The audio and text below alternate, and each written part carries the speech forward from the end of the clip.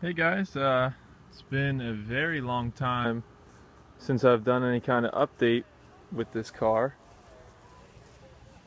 As you know, or maybe you have not known, is that this car had a transmission issue shortly after I finished it and took it to be dynoed. So that was real unfortunate. That's probably my fault. I may not have had the torque converter engaged into the trans pump all the way. And so that caused me quite a bit of issues, and I had toyed around with selling the car, and I was just kind of bummed out and let it sit for a while.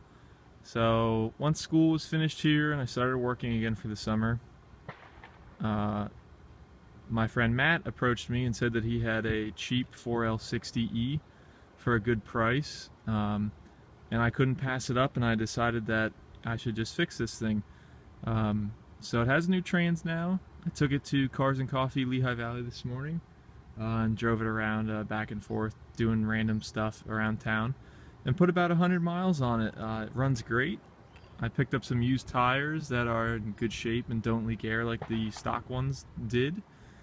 And besides that, the only thing to add is I installed this gauge cluster from like a 2002, I think, Chevy Camaro, and it's definitely not perfect by any means. I had to cut some of the dash out to get it to fit, and it's not centered, so maybe as a winter project I'll take the time to maybe mold that in or rebuild this this part of the dash here, since it's all cracked anyway, or maybe I'll just leave it like that because who cares, right? Let me see if I can get this to queue up for you guys. Shut the door. Stupid door chime still works. So as you can see, there's a lot of warning lights like low oil, airbag, the emergency brake guy, ABS. I don't have any of that on this car, obviously, so those are just kind of dummy lights that are part of the cluster, unfortunately. And if you can see here, the oil pressure is pegged because I don't have that quite figured out yet, and the gas gauge is at empty, so I just have this guy that I've had for a while now that if I flip this switch will show me the level of the fuel cell. So for now that's okay.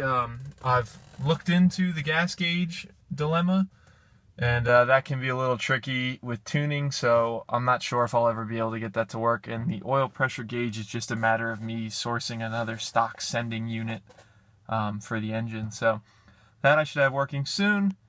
The odometer works, which is pretty cool. So you can see, since I've installed this, which was yesterday morning, I've put 93 miles on the car. If I start this up here, the tach responds. It's all over the serial data line, so if I rev it, it's a little delayed. But the speedo works great too. It's within like 5 miles an hour, I'd say, of the correct speed via GPS, so I'm pretty pleased with that. It's, what I needed. A GPS speedometer was a little too much, and the other gauges were having some issues here and there, so I just decided that this was the best way, and I traded it for some labor that I'm going to do for my friend as far as welding some intercooler piping. So that's my long time update, rambling on as usual. There's not much else to add. Some minor things that I'm going to fix, but I'm just going to drive the hell out of this thing, man. I've worked too long and too hard on it not to enjoy it, so yeah, cool. Thanks for checking this video out, and keep your eye open for it at local car events and cruising around the streets of the Lehigh Valley. Thanks, and have a good night, guys.